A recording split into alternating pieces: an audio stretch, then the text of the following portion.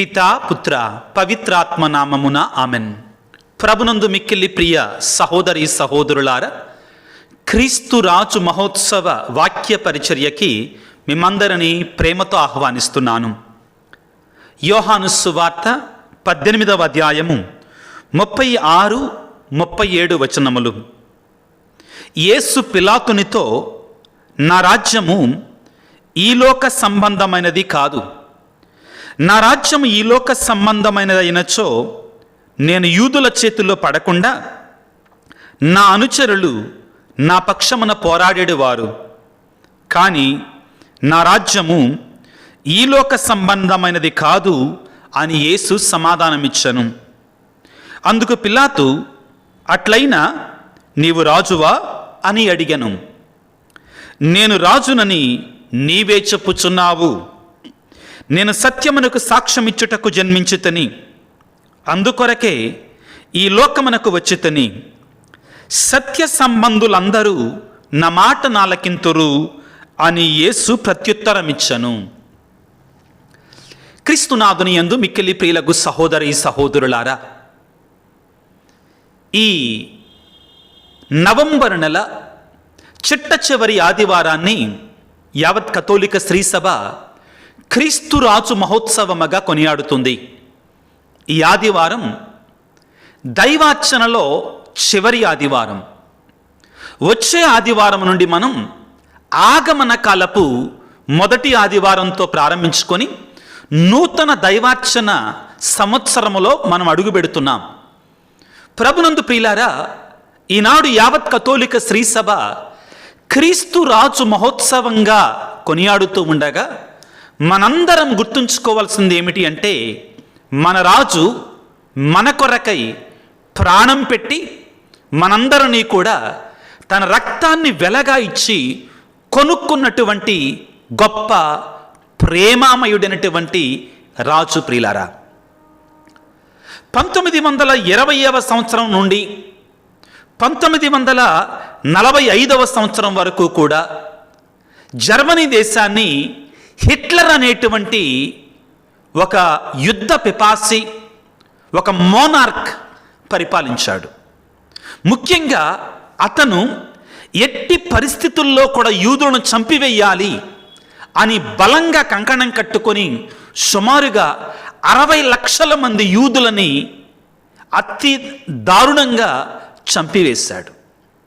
అతను ఒక్కొక్క దేశాన్ని ఈ యుద్ధములో గెలుస్తూ ఉన్న సందర్భములో చివరికి అతను ప్రక్కనే ఉన్న డెన్మార్క్ దేశాన్ని కూడా గెలిచాడు. కానీ ఆ డెన్మార్క్ రాజుకి తన దేశంలో ఉన్నటువంటి ప్రతి ప్రజ అంటే, ప్రతి వ్యక్తి అంటే కూడా ఎంతో ఇష్టం, ఎంతో ప్రేమ. ఈ హిట్లర్ డెన్మార్క్ దేశాన్ని ఆక్రమించుకున్న తర్వాత అక్కడ ఒక ప్రకటన చేయించాడు. ఏమిటి అది?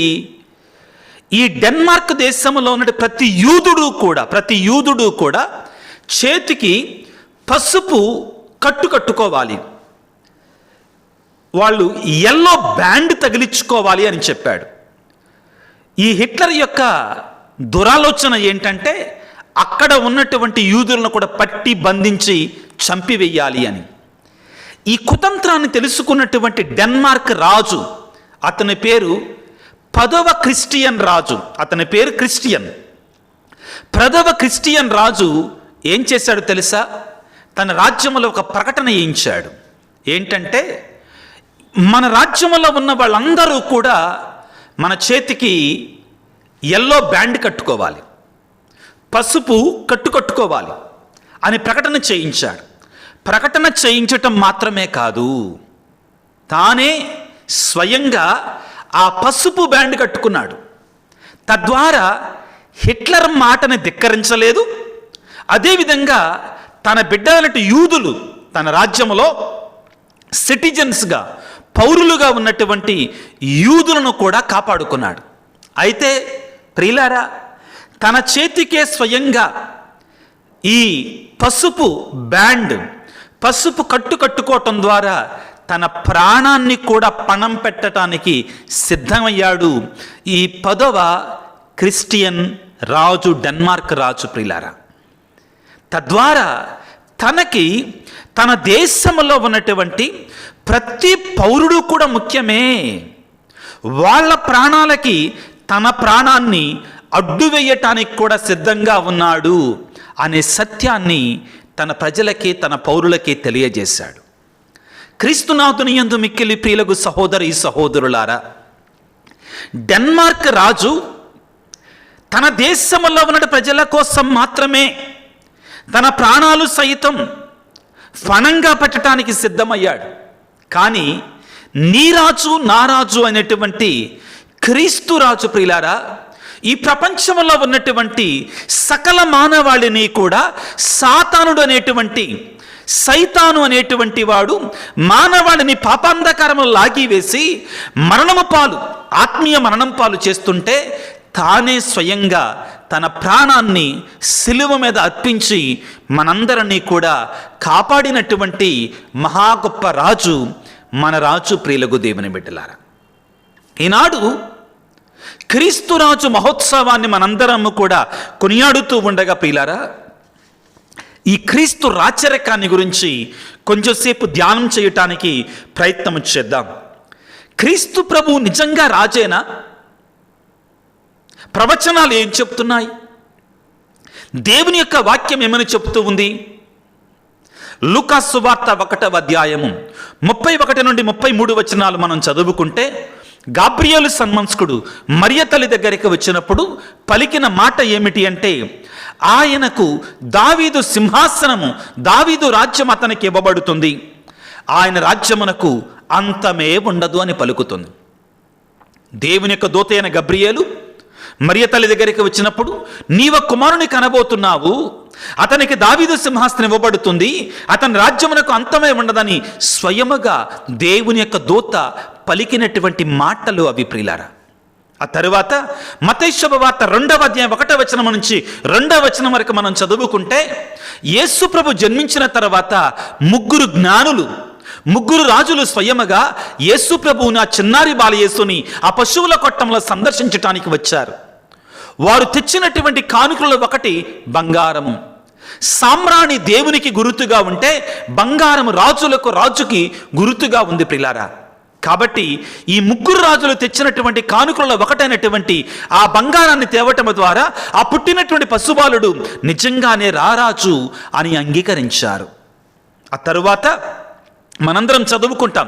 మత్తయి శుభవార్త 28వ అధ్యాయం 18వ వచనములో, నాకు సర్వలోకాల మీద సర్వాధికారము ఇవ్వబడిందని స్వయముగా యేసు ప్రభు మోక్షారోహణము కావటానికి ముందు పలికినటువంటి మాట ప్రియులారా మనందరం చదువుకుంటాం. అదే విధముగా యెషయా గ్రంథములో 9వ అధ్యాయంలో మనం పలికినట్లుగా, అతడు శాంతికరుడైన రాజు, సమాధానకర్త, అతని రాజ్యములో సదా శాంతి నెలకొని ఉండును అని చెప్పటం ద్వారా పుట్టబోయేటువంటి మెస్సయ్య నిజంగానే రారాజు అని ప్రకటించటం జరుగుతుంది ప్రియులకు దేవుని బిడ్డలారా. అయితే ఇక్కడ వచ్చినట్టు చిక్కల్లా ఏమిటి అంటే, యేసు ప్రభువు ఈ లోకంలో ఉండగా ఈ లోక సంబంధమైన రాచరికాన్ని ఆయన అంగీకరించడానికి సిద్ధంగా లేడు, సిద్ధపడాల, ఒప్పుకోలా. ఉదాహరణకి కొన్ని విషయాలు మీ ముందు ఉంచుతాను. యేసు ప్రభు ఈ లోకములో ఉండగా ఈ లోక సంబంధమైన రాజుగా అతను తాను పరిమితం చేయబడటానికి యేసు ప్రభు అంగీకరించాల. మత్తయి శుభవార్త 4వ అధ్యాయంలో ప్రియులారా 9-10 వచనాలు మనం చదువుకుంటే, అక్కడ సాతానుడు అనేటువంటి వాడు యేసు ప్రభు దగ్గరికి వచ్చి లోకములో ఉన్న రాజ్యములన్నిటినీ కూడా చూపించి, ఈ రాజ్యాలన్నీ నాయే, నీవు నన్ను ఆరాధిస్తే ఈ రాజ్యాలలో ఉన్న సంపదలను నీకు ఇస్తాను అంటే చీపో సైతాను అన్నాడు. నీ దేవుడైన ప్రభువును మాత్రమే ఆరాధించుదువుగా కాని పలికాడు. సాతానుడు ఎప్పుడూ కూడా యేసు ప్రభువును ప్రియులారా ఈ లోక సంబంధమైన రాజుగా మాత్రమే పరిమితము చేయటానికి ప్రయత్నం చేశాడు. కారణం ఏమిటి అంటే, యేసు ప్రభువు సకల లోకాలకి రాజుగా ప్రకటించబడితే సాతాను రాజ్యం కూలేటువంటి ప్రమాదం ఉంది కాబట్టి. ఆ తరువాత యోహాను శుభవార్త 6వ అధ్యాయము 14-15 వచనాలు మనం చదువుకుంటే, అక్కడ యేసు ప్రభు 5,000 మందికి అద్భుత రీతిగా ఆహారాన్ని పెట్టాడు. 5 రొట్టెలను 2 చేపలను 5,000 మందికి ఆహారంగా పంచి ఇచ్చాడు.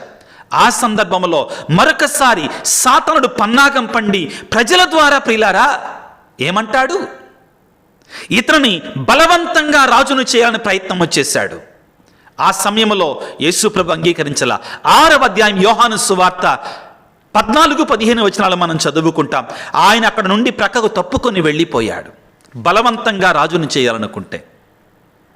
ఆ తరువాత మత్తయి శుభవార్తలో యేసు ప్రభు తన మరణాన్ని గురించి మాట్లాడినప్పుడు ప్రియులారా 16వ అధ్యాయంలో మత్తయి శుభవార్తలో యేసు ప్రభువుని పేతురు అంటాడు, అయ్యా నీకు ఈ సిలువద్దు, ఈ శ్రమలొద్దు, ఈ లోకములో నువ్వు రాజ్యం చేస్తే చాలు అన్నప్పుడు చీ పో సైతాను అన్నాడు. ఈ లోక సంబంధమైన రాజుగా మాత్రమే పరిమితము కావడానికి యేసు ప్రభు ఎప్పుడు కూడా అంగీకరించలేదు ప్రియులారా.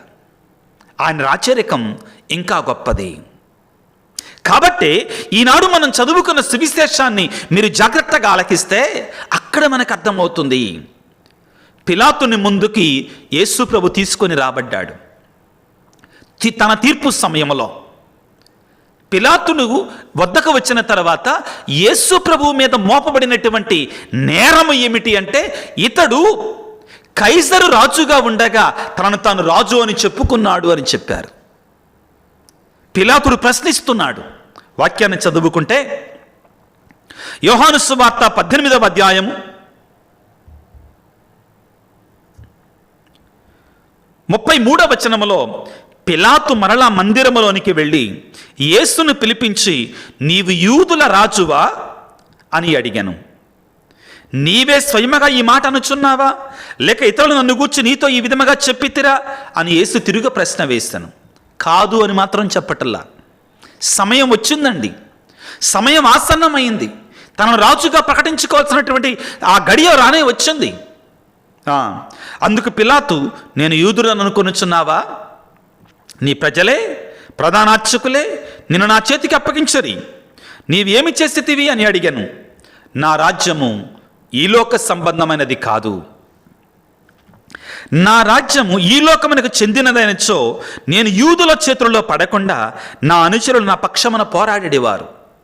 నా రాజ్యం ఈ లోక సంబంధమైనది కాదు. క్రీస్తు ప్రభు యొక్క మనస్సులో ఆ తలంపులో చాలా స్పష్టముగా ఉన్నాడు ఆయన.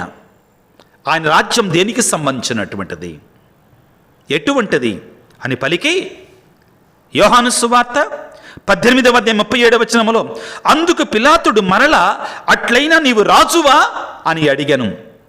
నేను రాజునని నీవే చెప్పుచున్నావు, నేను రాజునని నీవే చెప్పుచున్నావు. తిరస్కరించాల, నేను రాజును కాదు అనలా. గడియ వచ్చింది. మరలా ఏమంటున్నాడు, నేను సత్యమునకు సాక్ష్యం ఇచ్చుటకు జన్మించుతని, సత్య సంబంధులందరూ నా మాటలను ఆలకించుదురు. ఎవరికి ఆయన రాజు? సత్యాన్ని అంగీకరించేటువంటి వారికి ఆయన రాజు. సత్యం అంటే ఏంటి? ఇక్కడ ఎఫెసీ పత్రిక 6వ అధ్యాయము 14వ వచనములో ఆయన అక్కడ పౌలు గారు ప్రియులారా క్రైస్తవులు ధరించాల్సినటువంటి ఆయుధాల గురించి మాట్లాడతారు. దేవుడు ప్రసాదించేటువంటి సర్వాంగ కవచాన్ని గురించి మాట్లాడతాడు. ఏమని చెప్తాడు? మొదటిగా క్రైస్తవుడు అనేటువంటి వాడు సాతాను మీద పోరాటంలో మొదటిగా సత్యమును తోలుదట్టిగా ధరించాలి అంటాడు. ఏమిటి సత్యం అంటే? పరిశుద్ధాత్మ దేవుడు యోహాను సువార్తలో 16-17 అధ్యాయాలలో పరిశుద్ధాత్మ దేవుడు దిగి వచ్చినప్పుడు, వేంచేసి వచ్చినప్పుడు అతను మేము సంపూర్ణ సత్యములను నడిపిస్తాడు అని చెప్తాడు. యోహాను సువార్త 16వ అధ్యాయము 13వ వచనములో ఆయన సత్యస్వరూపియకు ఆత్మ వచ్చినప్పుడు మిమ్మల్ని సంపూర్ణ సత్యమునకు నడిపించును. ఏమిటి ఇక్కడ సంపూర్ణ సత్యం అంటే? అదే యోహాను సువార్తలో ప్రియులారా 17వ అధ్యాయం 3వ వచనములో, ఏకైక సత్య సర్వేశ్వరుడకు ఓ తండ్రి నిన్ను తెలుసుకోవడం, నీవు పంపిన యేసుక్రీస్తును తెలుసుకొనుటయే నిజమైన సత్యం. పరిశుద్ధాత్మ ద్వారా.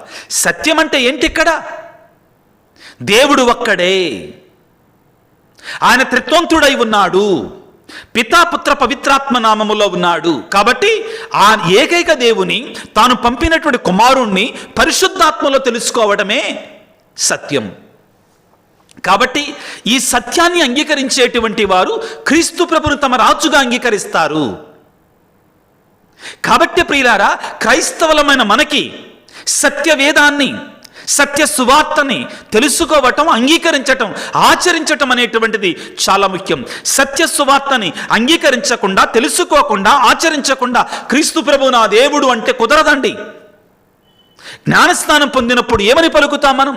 నీవు పిశాచిని విడిచిపెడుతున్నావా, దాని క్రియలను విడిచిపెడుతున్నావా, దాని ఆకర్షణను విడిచిపెడుతున్నావంటే విడిచిపెట్టుచున్నాను అని చెప్తున్నావు. ఆ తరువాత నీవు పరలోకమును భూలోకమును సృష్టించిన సర్వశక్తి గల ప్రతి అయిన సర్వేశ్వరుని విశ్వసిస్తున్నావు. అతని యొక్క ఏకస్తుతుడును మన నాథుడైన యేసుక్రీస్తు ఈ లోకానికి వచ్చి మానవుల కొరకే మరణించి మూడవ నాడు సజీవుడ లేచి మనకు నిత్య జీవితాన్ని ఇస్తానన్నాడు. దాన్ని విశ్వసిస్తున్నావు. పరిశుద్ధాత్మను, పతోలిక శ్రీసభను, ఆ యొక్క బాంధవ్యమును విశ్వసిస్తున్నావా అని చెప్తున్నావు. సత్యాన్ని తెలుసుకోవటం, సత్యాన్ని అంగీకరించటం, సత్యానికి లోబడి జీవించటం.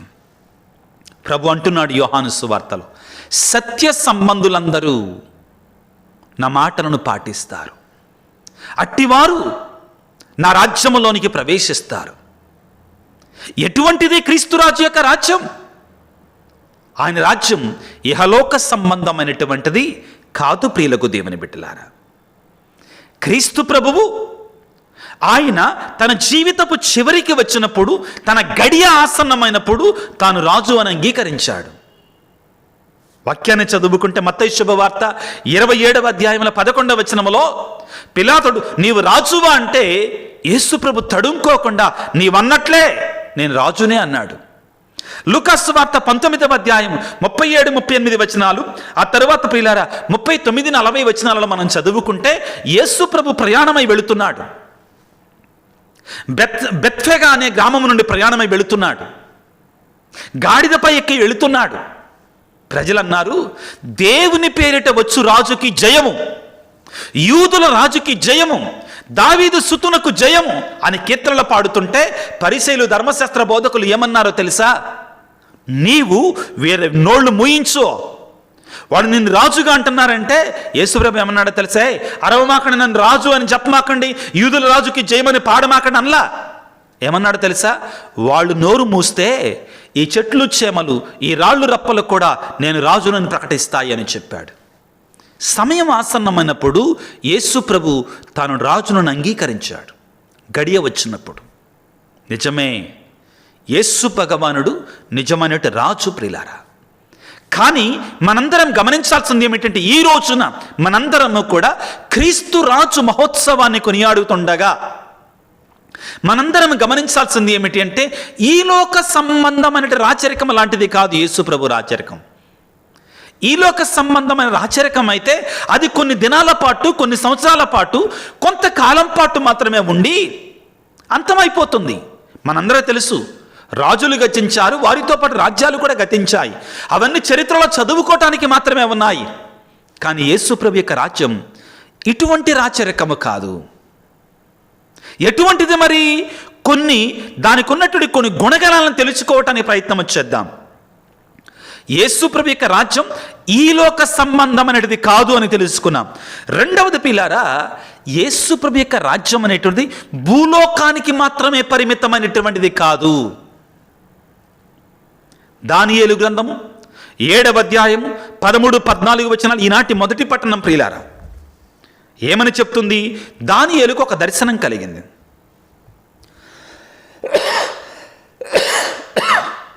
ఏమిటి ఆ దర్శనం? చదువుకుందాం. నేను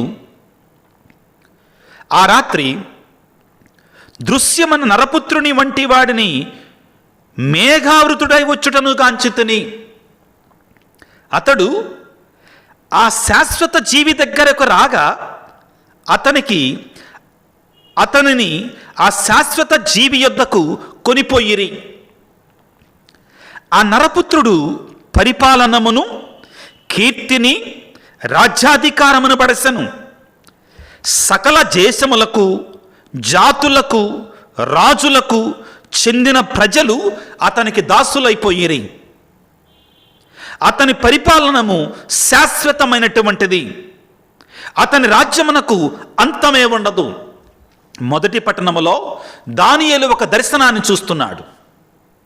ఏమిటి ఆ దర్శనం ప్రియులారా? ఆ దర్శనములో ఆయన ఒక సర్వశక్తిమంతుడు, ఒక మనుషుని రూపంలో ఉన్నట్టు వ్యక్తిని చూశాడు. అతనికి సర్వాధికారాలు ఇచ్చారు, రాజును చేశారు. అతని రాజ్యానికి అంతమే లేదు, శాశ్వతంగా పరిపాలన చేయబోతున్నాడట. ఇతని గురించే మనం ప్రియులారా, ఎవరితను? దానియేలు గ్రంథములో క్రీస్తు ప్రభు పుట్టక పూర్వమే ప్రవచన పూర్వకముగా, దర్శన పూర్వకముగా దానియేలు ప్రకటించినటువంటి ఆ రారాజు ఎవరు అంటే, ఒక్కసారి మనం ఫిలిప్పీ పత్రిక 2వ అధ్యాయానికి వెళ్ళాలి ప్రియులారా. ఫిలిప్పీలకు రాయబడినటువంటి ఫిలిప్పీలకు రాయబడిన లేఖ 2వ అధ్యాయంలో 10వ వచనం నుంచి మనం చదువుకుంటే ఈ విధంగా రాయబడి ఉంటుంది. అందువలననే పరలోక భూలోక పాతాళ లోకముల యందలి సమస్త జీవులు క్రీస్తు నామమునకు మోకాలు వంచి వినతులు కావాలి. ఎక్కడ? ఈ రాజ్యం ఎంతవరకు పరిమితం? పరలోకం, భూలోకం, పాతాళ లోకం, సమస్త జీవులు కూడా యేసు ప్రభు నామం ముందు మోకాలు వంచి రాజుగా అంగీకరించాలి. పితయగు దేవుని మహిమార్థమై యేసుక్రీస్తు ప్రభు అని ప్రతి నాలుక పలకాలి, ప్రతి నాలుక పలకాలి. ఎందుకని? ఆయన దేవుని చిత్తాన్ని నెరవేర్చడంలో ఈ లోకానికి వచ్చి తాను మన కొరకై తన ప్రాణాన్ని త్యాగం చేసి ఆయన భూపర పాతాళ లోకాలకు కూడా రారాజుగా కొనియాడబడుతున్నాడు. ఫిలిప్పీ పత్రిక 2వ అధ్యాయం 9వ వచనములో, అందువలననే దేవుడు ఆయనను అత్యున్నత స్థానమునకు లేవనెత్తి అన్ని నామముల కంటే ఘనమగు నామమును ఆయనకు ప్రసాదించను. ప్రియులారా, క్రీస్తు ప్రభు యొక్క రాజ్యరకం ఈ లోక సంబంధమైనది మాత్రమే కాదు, సకల లోకాలకు కూడా అది పరిమితమైనటువంటిది. తరువాత దానికి అంతం లేదు. లూకాసు వార్త 1వ అధ్యాయం 33వ వచనం చదువుకున్నాం. దానికి అంతం లేదు. ఆ రాజు మన హృదయాల రారాజు, బాహ్యంగా ఉండే రాజు కాదు. దర్శన గ్రంథం 3వ అధ్యాయం 20వ వచనంలో పలికినట్లుగా, నేను హృదయ ద్వారము చెంత నిలిచి తలుపు తట్టుచున్నాను. ఎవరైతే నా స్వరమును ఆలకించి తలుపు తెరుస్తారో నేను లోనికి వస్తాను, అతనితో నేను జీవిస్తాను, కలిసి భుజిస్తాను. ప్రియ దేవుని బిడ్డ, ఈ రోజున క్రీస్తురాజు మహోత్సవాన్ని మనం కొనియాడుకుంటుండగా మనందరం చేయవలసింది ఏమిటి అంటే, క్రీస్తురాజుని మన హృదయాలకు రాజుగా స్వీకరించాలి, మన జీవితాలకు రాజుగా స్వీకరించాలి, మన సర్వస్వానికి రాజుగా స్వీకరించాలి అంటే అన్నిటికంటే ముఖ్యంగా తన యొక్క వాక్యాన్ని ఆలకించాలి, వాక్యానుసారముగా జీవించాలి. ఆ వాక్యానికి, దేవుని యొక్క ఆజ్ఞలకి లోబడి కట్టుబడి మనం బ్రతకాలి. ఇది ఒక్కటే మార్గం ప్రియులారా. క్రీస్తు ప్రభువును నేను నా రాజుగా ఏ విధముగా అంగీకరిస్తా? ఆయన స్వరాన్ని విని, ఆయన వాక్యాన్ని ఆలకించి, ఆయన ఆజ్ఞలకు లోబడి జీవించాలి, ఆయన కట్టుబాట్లకు లోబడి జీవించాలి, పాపాన్ని విడిచిపెట్టాలి, చెడుని విడిచిపెట్టాలి, మోసకరమైన జీవితాన్ని, శరీర క్రియలని మనం విడిచిపెట్టాలి. ఇవన్నీ విడిచిపెట్టకుండా యేసు ప్రభు రాజు అని పలికితే కుదరదండి, ప్రయోజనం లేదు ప్రియులారా. క్రీస్తు ప్రభు మనకు రాజుగా ఉండాలి అంటే ఈ లోకములో ఉండగా మనము ఆయనని మన రాజుగా అంగీకరించగలిగితే మరణించిన తర్వాత మనం భయపడవలసిన అవసరం లేదు. ఎందుకంటే ఇక్కడ మనం ఏ రాజునైతే మనం అంగీకరిస్తామో ఆ రాజు సన్నిధిలోనే మనం ఉండబోతున్నాం. దానికి కొలమానం ఏమిటి అంటే ఆయన ఆజ్ఞలకు లోబడి జీవించాలి. ఈ లోకంలో ఉండగా ఒక దేశంలో ఉన్నటువంటి ప్రజలు, పౌరులు ఆ దేశపు రాజుకు ఏ విధముగా లోబడి జీవిస్తారో, ఆ రాజు యొక్క ఆజ్ఞలకు లోబడి జీవిస్తారో, అదే విధముగా మనము కూడా మన క్రీస్తు రాజు యొక్క ఆజ్ఞలకు లోబడి మనం జీవించాలి. చాలా ముఖ్యమైనటువంటిది. క్రైస్తవులమైనటువంటి మనం నామమాత్రపు క్రైస్తవులంగా, పేరుకు మాత్రమే క్రైస్తవులంగా జీవిస్తే ప్రయోజనం శూన్యం. ఏం చేయాలి? పౌలు గారు ప్రియులారా ఎఫెసీయులకు రాసినట్టు లేఖలో పలికినట్లుగా శరీర క్రియలను మనం విడిచిపెట్టాలి, శరీరానుసార క్రియలను మనం విడిచిపెట్టాలి. ఆయన పలికినట్లుగా ప్రియులకు దేవుని బిడ్డలారా ఏమంటాడు? ఆయన ఎఫెసీ పత్రిక 5వ అధ్యాయం 3వ వచనంలో, మీ మధ్య జారత్వము, అపవిత్రత, లోభితనము అనునవి పేరుకైనా ఉండకూడదు. ఇటువంటివి శరీరానుసార క్రియలు మన మధ్యలో ఉండకూడదు. అదేవిధంగా మనం ఏ విధంగా జీవించాలట? ఒకరితో ఒకరి కీర్తనలతోనూ, స్తోత్ర గీతములతో, పవిత్ర గీతములతో సంభాషించుడు, హృదయపూర్వకముగా పొగడ్తలతో ప్రభువునకు కీర్తనలు, స్తోత్ర గీతములు పాడుడు. మన ప్రభువు యేసుక్రీస్తు ద్వారా ప్రతి విషయమును గుర్చి తండ్రియగు దేవునికి సర్వదా సతత స్తోత్రాలు చెల్లించండి. ఎఫెసీ పత్రిక 5వ అధ్యాయము 18వ వచనంలో ప్రియులారా, గలతీ పత్రికలో మనం ఈ రాజునకు లోబడి మనం జీవించాలంటే, ఈ రాజును మన రాజుగా స్వీకరించాలంటే మనం ఏం చేయాలి? గలతీ పత్రిక 5వ అధ్యాయంలో శరీరానుసార క్రియలను మనం తీసివేయాలి. రోమపత్రికలో పౌలు గారు అంటారు, శరీరానుసారముగా జీవించువారు దేవుని సంతోష పెట్టలేరు. ఈ లోకంలో ఉండగా మనం దేవుని సంతోష పెట్టాలంటే ఆత్మానుసారముగా మనం జీవించాలి. ఏమిటి శరీరానుసార క్రియలు? జారత్వం అంటే వ్యభిచారము, అపవిత్రత, కాముకత్వము, విగ్రహారాధన, మాంత్రిక శక్తి, శత్రుత్వము, కలహము, అసూయ, క్రోధము, స్వార్థము, కక్షలు, మాత్సర్యము, తాగుబోతుతనము, విందులు, వినోదం మొదలగు వాడిని మనం విడిచిపెట్టగలగాలి. వీటిని విడిచిపెట్టకుండా, చెడు జీవితాన్ని విడిచిపెట్టకుండా యేసు రాజులకు రాజు అని పాటలు పాడితే మనమే మోసం చేసుకుంటున్నాం. ఈ లోకంలో ఉండగా క్రీస్తును నీవు నీ రాజుగా అంగీకరించి ఆయన వాక్యానుసారముగా జీవించగలిగితే, నీ హృదయానికి రారాజుగా చేయగలిగితే, మరణించిన తర్వాత దేవుని సన్నిధికి వెళ్ళినప్పుడు అదే రాజును నువ్వు అక్కడ చూస్తావు. నిత్య పరలోక పరమానందముతో నువ్వు నింపబడతావు. ఈ రోజున మనందరం కోరుకోవలసింది, ప్రార్థించవలసింది, వేడుకోవలసింది, యేసయ్యా మేమందరము కూడా నిన్ను మా రాజుగా, మా హృదయాలకు రాజుగా, మా జీవితాలకు రాజుగా, మా కుటుంబాలకు, మా సంఘాలకు రారాజుగా అంగీకరించి నీకు లోబడి జీవించే కృపను, ధన్యతను మాకు దయచేయి తండ్రి అని ప్రార్థన చేసుకోవాలి. తలలు వంచి వేడుకుందాం పిల్లారా. సర్వశక్తిమంతుడా, సర్వోన్నతుడా, పరలోక భూలోక పాతాళ లోకాలకు రాజుల రాజు, ప్రభువుల ప్రభువా, నీకు స్తోత్రాలు. నీవు తప్ప మరొక దేవుడు లేడయా, నీవు తప్ప మరొక రాజు లేడయా, నీవే సర్వాధికారివి, నీవు శాశ్వతుడు ప్రభువా. మా హృదయాలకు నేను రాజుగా అంగీకరిస్తున్నాం ప్రభువా. ఏం చేస్తారా? మా హృదయాలలో ఆసీనుడు ఒక కమ్ము తండ్రి, సింహాసనాసీనుడు ఒక కమ్ము తండ్రి. మా కుటుంబాలకు రాజుగా ఉండు, మా సంఘాలకు రాజుగా ఉండు నాయన. నీకు ఇష్టం లేనటువంటి ప్రతి విషయాన్ని మా నుండి విడిచిపెట్టడానికి మాకు శక్తినివ్వయ్యా. నీ నామము ఎద్ద ఫిలిప్పీ పత్రిక 2వ అధ్యాయము 10-11 వచనాల్లో పలికినట్లుగా నీ నామము వద్ద మోకాలు వంచి నిన్ను ఆరాధించే బిడ్డలకు మమ్మ దీవించ, మమ్ము లోబరుచుకో నా తండ్రి. ఈ లోకంలో మేము ఎక్కువసార్లు మాకు తెలియకుండానే సాతానుడికి లొంగిపోయి సాతానుడే మా రాజు అన్నట్లుగా జీవిస్తున్నా. మమ్మ క్షమించు తండ్రి, మన్నించు నాయన. నీ పరిశుద్ధాత్మ శక్తితో మమ్మల్ని నింపండి తండ్రి. ఈనాడు ప్రత్యేకంగా ఈ వాక్య పరిచర్యలో పాల్గొన్న ప్రతి బిడ్డను మీరు దీవించమని, ఆశీర్వదించమని, నీ అతి శ్రేష్టమైన దీవెనలు వారి మీద కుమ్మరింపచేయమని, వారి ఉద్దేశాలను, తలంపులను ప్రభువా నీ చిత్తమైనటువంటి వాటిని తీర్చమని, అనారోగ్యముతో బాధపడుతున్న బిడ్డలను నీ గాయపడిన హస్తాలతో స్వస్థపరచమని, మా హృదయాలకు ఎల్లవెళ్ళ రాజుగా ఉండమని, మేము ఎల్లప్పుడూ కూడా నీ అధికారానికి లోబరుచుకొని ఉండేలాగా మమ్మల్ని దీవించమని మా ప్రభు అయిన క్రీస్తు ద్వారా వేడుకొనుచున్నాము తండ్రి. ఆమెన్. ప్రభువు మీతో ఉందరుగాక, మీ ఆత్మతో ఉందరుగాక.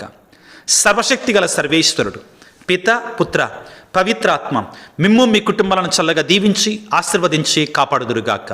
God bless you. దేవుడి మిమ్ము దీవించుగాక. ఆమెన్.